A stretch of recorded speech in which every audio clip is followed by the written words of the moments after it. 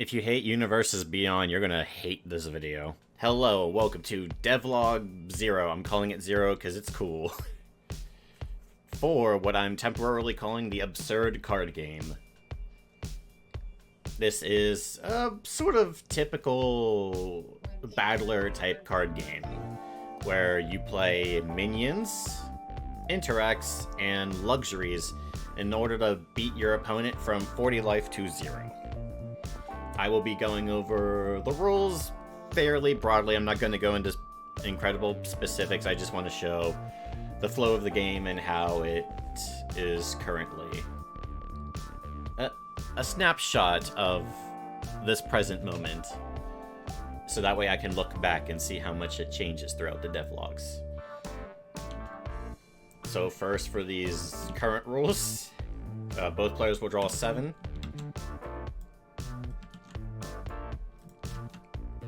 You wouldn't be showing your hand to each other,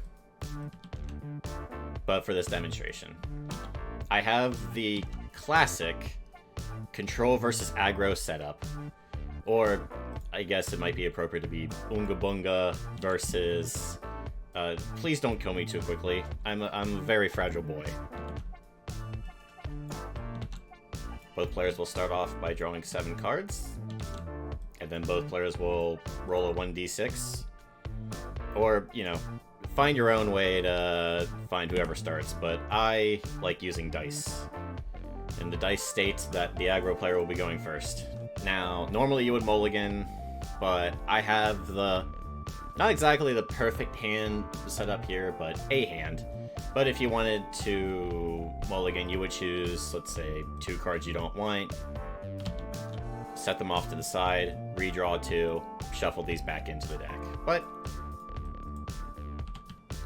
neither of them will have to mulligan this time. Now, this is any card as a resource type game. I will get to this later. Actually, I will get to this right now. So first is untap. There's nothing to untap. Then it's draw. First turn player going first skips their first draw. Revolutionary. And then there's the magic phase after draw, where you put a card from your hand into your magic area. Temporary name, as is everything. Everything is temporary. Nothing is permanent. And then after the magic phase, then you can finally get to the main phase, where you do the main things. Like, for example, tapping cards in your magic area to play your minions. Minions have your pretty standard stats. Top left in the parentheses is its cost, how many cards you have to tap. The name in all caps on top. You have the picture. You have the minion's type. Here is normal. And then you have the minion's... I have no idea what to call it, so let's just call it Bite and Courage. Bite being the left number and Courage being the right. Now, something different for this game. Even on your first turn, you could still attack, and there is no such thing as summoning sickness. So this annoy bro is going to hit me for 3. That's very rude of them to do that from the beginning. Now we start the control player's turn, aka the hero of the story. So he goes into untap, nothing to untap, draw, magic phase. I'm going to start by playing Paint, and this has the effect, if this is the first card I place into my magic area during this magic phase, I can place a second card down. Bam! 2 cards. Tap both of these. Now that I'm in my main phase to play Abed. And now, I guess while I'm here, I will talk about luxuries. Luxury cards are resource only. Resource only in a game where any card is a resource? What's the point? Well, as you saw with Paint here, luxury cards have bonus effects that they can use from the magic area sometimes. So for example, Paint has the effect of immediate ramp that I can use immediately. I don't know how long I'm going to keep it immediate. But then you have something like Archstaff here. if you use this to pay for an interact that I played from my hand, I could put a +1/+1 counter on a minion I control. Try not to think about that too hard, please. I swear it's not a ripoff. If anything, get that out of here. So I have a minion. It has no summoning sickness. And what I can do is I can attack, swing, deal 2 damage, but he'll be tapped. I don't want him tapped for right now. So let's just keep him untapped. You'll see why when I get to the aggro player's second turn. So now we're at the aggro player's second turn. Untap, draw, magic phase. Tap both of these to play High School Sister, a 3/3 vanilla. The aggro player's mean. He wants to hit me in my face. Thankfully, I have Abed Nadir here untapped. A minion cannot attack directly or attack tapped minions as long as there are untapped minions to go through first. Essentially, he is my protector, my knight in shining armor for right now. In order to get past him, he must be attacked. High School Sister attacks into him. She's taking 2 damage, but since she has 3 courage and he has 2 bite, that's not enough damage to take her down. So Abed is taking enough damage to go down, but he doesn't go into the... I'm calling it the abandoned pile. It's this game's discard pile / graveyard equivalent. He doesn't go there immediately. No. He's going to go into the awkward row. This game has 2 rows for minions. H for healthy row, where they start off, and then A for the awkward row. Essentially, minions have 2 lives. The aggro player now has 2 choices. We all already know what choice they're making, but let me go over something real quick. The aggro player has 2 choices. Now that I have no untapped minions, he can hit me in the face, or he can attack into Abed to defeat him. Well, his effect sends him over here. But then he would go into the awkward row. But aggro player, they're going to hit me in the face. They're just mean like that. But it is a pretty good play because they're getting their damage in, and if I want to hit Annoy Bro, then sure, I can use Abed to do that, but then he only loses 1 life.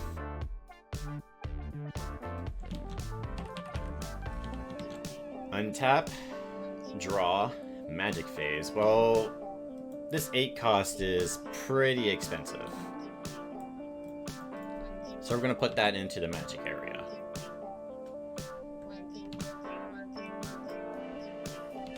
Now I have a couple of choices. I'm going to start with Drama Petals. This is an interact. This is your one and done card. We all know what these are. Now I can also pay for this by flipping a card in my magic area face down. I'll get to that at another point. So I could do that, and I could have played it during the previous player's turn, but I didn't have anything untapped, so I would have had to flip something face down to still be able to play it, but I don't want to flip anything face down yet. Plus, this allows me to use Archstaff's effect. This is the fun of luxuries. Luxuries help you build a deck. So, since I'm going to use Archstaff to pay for Drama Petals, I get to put a +1/+1 counter on a minion I control.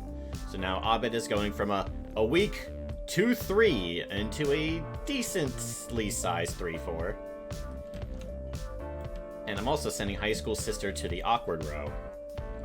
But now that she's in the awkward row, I can swing with Abed Nadir, who is now a 3/4. I've sent her to the abandoned pile. That's right. She has been scared off by Abed, and she is now abandoning her friends and family.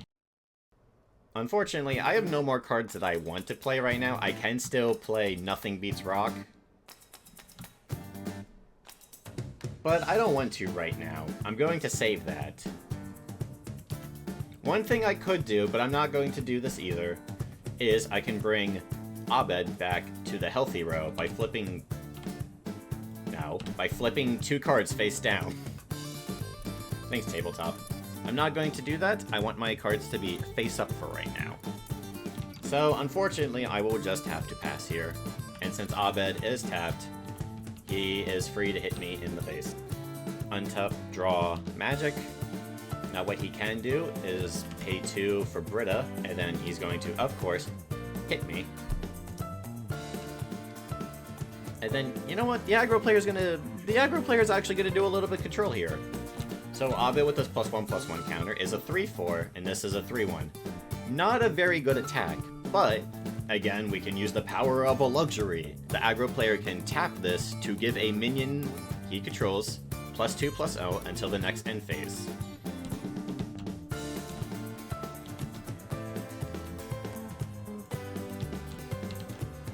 Now Abed has the magical keyword. When this minion is sent to the abandoned pile from the battlefield, you can move this to your magic area tapped instead.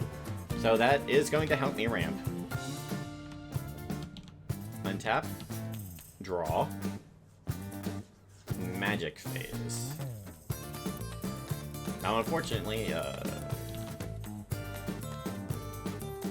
I now have 5 cards, and not really a whole lot to do with them. Right now, what I can do is I can pay 3 for this minion with authority. This minion untaps during all players' end phases. This minion cannot be avoided unless the card's effect states a minion can avoid authority minions. So what is avoiding? Avoiding is being able to ignore untapped minions. Here we have the Hooligan keyword. This is currently the only way to avoid untapped minions. This can avoid untapped minions without Hooligan. This means that even if Abed was untapped and I play Troy, Troy can ignore Abed, which doesn't make sense canonically, but ignore that part. As long as an untapped card does not have Hooligan or Authority, Troy Barnes can ignore all the untapped cards and just hit me in the face still. Now that I have this Fizz teacher, I kind of want to take out Britta. I don't want to, but nothing beats Rock. Good old Rock. Nothing beats that. And one fun thing about this any card as a resource system, I must use at least 1 minion to pay for this interact. Deal damage to any target equal to the attack of a minion used to pay for this interact. So, Buffy has 6 attack. It's overkill, but I'm going to deal 6 to Britta. I'm going to get rid of Britta.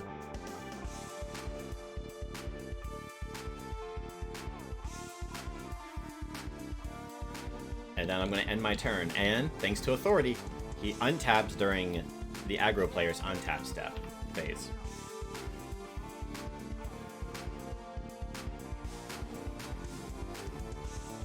Now I would say everything is going pretty well. Oh, luxury. When this is played into the magic area, he may discard 1 card. He's going to discard one of these dances. And then, because he discarded a card, he got the draw. But now, we get to another thing that is fun with any card as a resource. Now we have these luxuries, and luxuries are pretty good resources, but here we have Work Dad. The aggro player must use at least 2 normal minions to pay for Work Dad. 1, 2, and then the other 2, he can use those. Normally, a vanilla card in this game would have the cost, and then +1/+1, so a 4-cost vanilla would typically be a 4-cost 5/5, but because he has a specific condition to meet when paying for him, he gets +1/+1. That's going to allow him not only to be able to swing easily over the Fizz teacher, but it allows me to explain another part about combat that I actually completely forgot when attacking with the Fizz teacher earlier. Please forget my misplace. The Work Dad has to attack the Fizz teacher with authority because he's untapped. So they deal damage to each other, and this uses 4 of his bite to deal the 4 damage necessary for this. So he starts off as a 6/6, but takes 3 damage and uses 4 bite, leaving him as basically a 2/3. Work Dad can use his 2 remaining bite to attack again. He can attack the Phys teacher, or he could go and directly attack my life. He can attack this Phys teacher again, but that would not be a good idea. His remaining bite is only 2 and he needs 4, and Phys teacher can deal another 3 damage, sending him back to the awkward row. That would be awkward. So instead, since there are no untapped minions to prevent him from doing so, the rest of that damage is going to go face. And because there's no untapped minions, man, the aggro deck is certainly dealing damage. That's why the life count starts off incredibly high.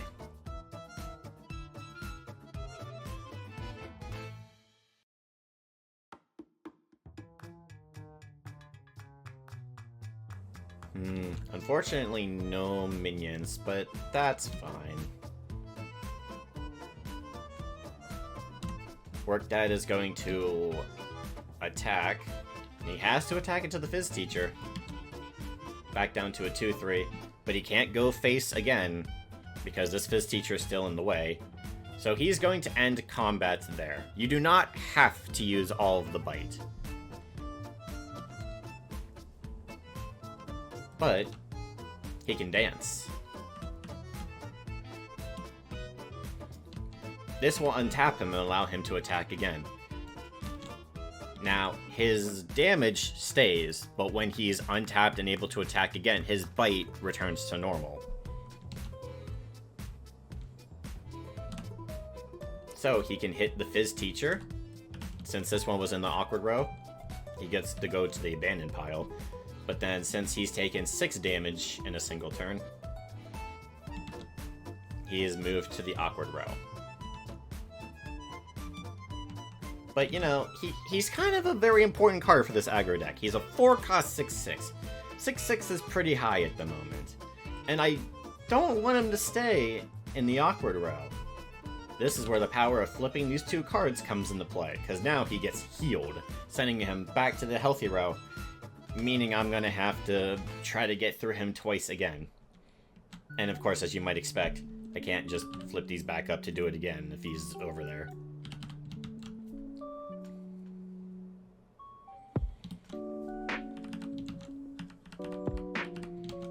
I get to untap, draw, and then I get to go into the magic phase. And well, I don't want to put Shuichi into the magic area.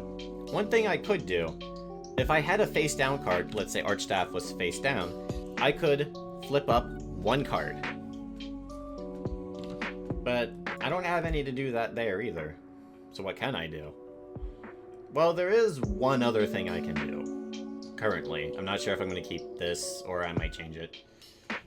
I can choose any of these cards to put back into my hand. So if I wanted to put Buffy back into my hand from the magic area, I can just go whoop. Or I'm not going to. I don't have enough. So I think I'm going to do that for Abed. Now, if I do that, I cannot put another card into the magic area. So your magic area acts as a sort of place where you go, I'll put this in here and then I can get it later. You can do that for minions, interacts, and luxuries. Although luxuries you don't really want to do it with.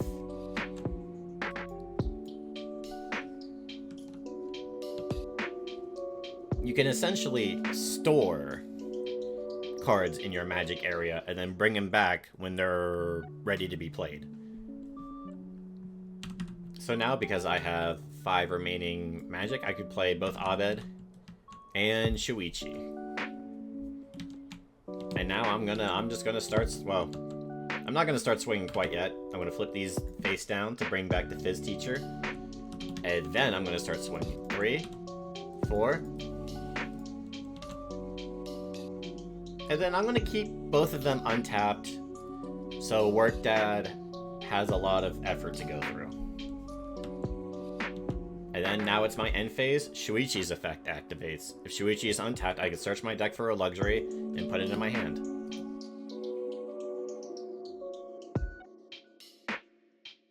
Now the aggro player is going to flip up one of these for their magic phase, and then move into their main phase.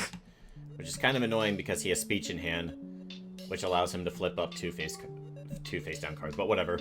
It'll be important. So now Work Dad is going to swing, and he has to try to get through both of the untapped minions. So for right now, he's going to hit Shuichi, which is going to leave him as a 2/4. Shuichi gets sent to the awkward row, and as a 2/4, he can still hit Abed.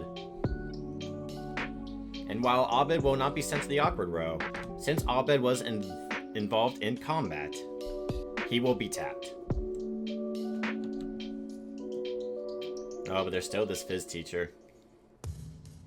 So now he is currently a 0-2. If I did my math right. Yes, a 0-2. But we could dance again. Just for whatever reason, I drew another one. Now he's going to use that 6 attack to attack into the Fizz teacher. While he does have Bite left, he does not have Courage left. So he gets sent to the awkward row, which immediately ends all of his combat.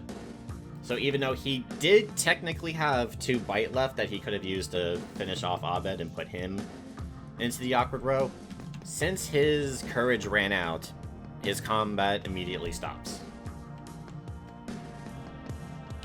Now I'm going to flip these cards face down.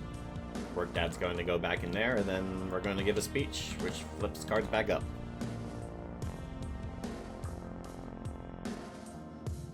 I'm going to flip those 2 face down to move the Fizz teacher up. One thing to point out, it is always 2, unless a card's effect text says otherwise. But currently, for everyone, it's 2. Now the Fizz teacher is in the way, so Hooligan can't go through that because Authority specifically pretty much blocks everything unless a card specifically states it avoids Authority. But that's fine, because Work Dad is going to help Jeff out here by taking out the Fizz teacher, leaving him again as a 2/3. And then he's going to hit Shuichi, which is going to leave him as a 0/1, but leave Shuichi as a 2/2, because the bite of these cards does not go down to 0 after they've fought, because bite restores in between all combat. Now Jeff could have just ignored Shuichi, but Work Dad couldn't avoid Shuichi and Fizz teacher. So if Jeff Winger here didn't have Hooligan, then this would have allowed him to attack directly, even if Shuichi... this would have allowed Jeff to attack directly.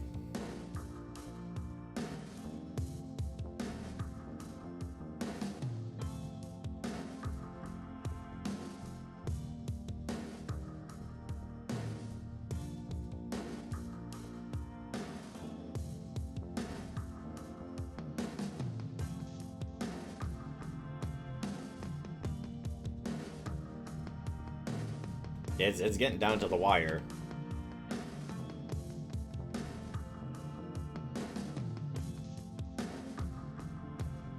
I should be able to play Buffy now, I think. Yeah, because she'll cost 6.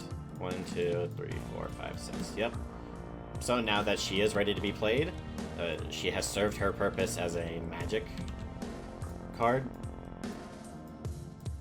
But now it's time for her to come out. 2, 3, 4, 5, 6.